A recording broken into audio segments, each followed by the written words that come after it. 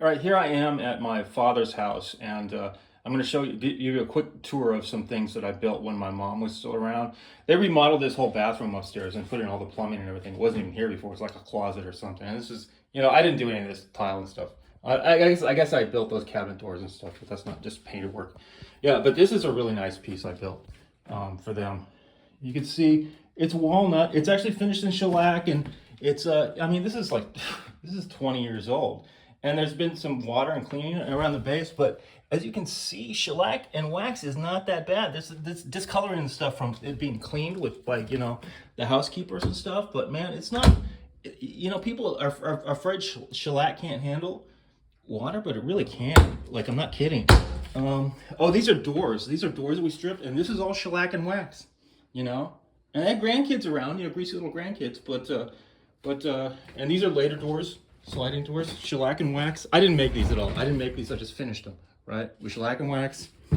They're great. They're great. Water doesn't get on them, and they're fine. And they were originally painted, or they were, they were restored. Whatever. We had to strip them, and we did the best we could. This is a really old box. One of the first things I made and gave to my mom. It's pretty. I didn't even know how to do it. I didn't think it through, but these are some real early dovetails I did, and the dovetails turned out all right. But the design is really really kludgy because I had no idea what I was doing. Here's where the kitties go. Oh, here's a table I made. And sorry about the cat box. At least it's clean right now. More of these doors. You see, they look great. I don't think there's anything else up here. Okay. Let's see. These are tiger oak doors. Those were original in the house. I guess the upstairs doors are painted. This is a really early piece. This is probably the first proper furniture piece I did, which was I was trying to run before I could walk when I did this. And so we decided I want to do this medieval chair. So I did this, and I tried to do this kind of Sam Maloof kind of thing with sculpted joints and stuff like that. And, some people like it. I mean, that's cool. And the leather seat has become discolored, but that's all that is. It's still a good thing. It used to have a leather back that was just kind of put on there with upholstery tacks, but it kept falling out. The nails kept pulling out and so on. And so eventually what I did, and I don't remember why I took that off, but I did, and replaced it with this, and this wasn't working well either. It would wrinkle and stuff, and it's still not perfect. And but eventually what I did is I put these on the back, see, screws, and I made these wedges, see? And I sewed a loop at the end of this, and I finally figured out something that's okay, but that was a hard problem to solve. And this is one of those medieval, I forget what they're called, ecclesiastical chairs, and it kind of folds up, but it's not really designed to be portable. It's just, that's the way the joint is. It's just a fundamental old joinery technique you don't see much of these days, but it's not, yeah, like I said, it's not designed to be portable. It's just how it is. Oh, these are my sofas that I did, which were kind of craftsman inspired, or kind of green, whatever. They're all walnut. Again, shellac and wax. These are from before the turn of the century. These are from the 90s. And this is all shellac and wax. And as you can see, I've never refinished them. And geez, I mean, there's just some scratches and stuff, but I don't even see. I thought there were rings on this and stuff. And there's a little damage, moisture damage here, but it seems to have faded. I don't know. It's not bad at all. And I don't think they've ever been waxed unless the housekeepers did it, because I don't remember doing it. There was a little water damage on this one too, and it's almost gone. This is, geez, I thought there were cup rings and stuff, but it's really just a couple scratches. So that's shellac and wax, man. It's way more durable than people think. Jeez, these look great. Oh, there's a ring. I don't even know if it's permanent. It might be just dirt or something. It's wild. I was done with kind of my half-assed French polishing. I pat it on like the French do, but I don't claim to be a master or anything. This is a later chair that I did. This is all. These are cut, but the back leg, these are bent. These are steam bent. This is steam bent. This back row is steam bent. I might have some videos up, or older videos when I was kind of messing around with this stuff, and that was like 10 years ago, 12 years ago or something. What else I got in here? Oh, this is the kitchen I did for them. I don't know, around 2004, 2005, when we ripped out the whole kitchen and expanded the house. This whole section was added with the French doors, because it was kind of a galley kitchen before. It was really awkward. My mom hated it. There wasn't really much room. Now you can kind of move around in it, but it's still cramped when it's full of stuff, You got a lot of stuff stuck in here.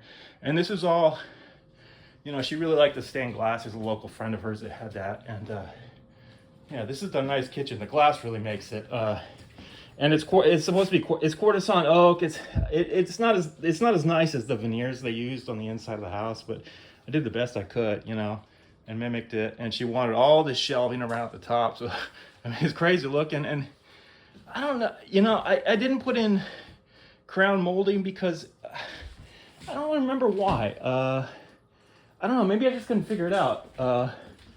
Or maybe I would have to do this. Or I couldn't figure out how to resolve it and make it look like part of the original house, kind of. And it kind of doesn't, but it kind of does. So, and we kept we wanted the color to be light because originally it was a painted kitchen before, and that was white. And in the kitchen, it's nice to have some brightness. So here's the thing that I like to do is I use marker board on the back of the kitchen or on the back of the cabinets. It's because, you know, because it bounces light. As you can see, the light's on here, but the cabinets aren't really that, you know, it's stuff with stuff.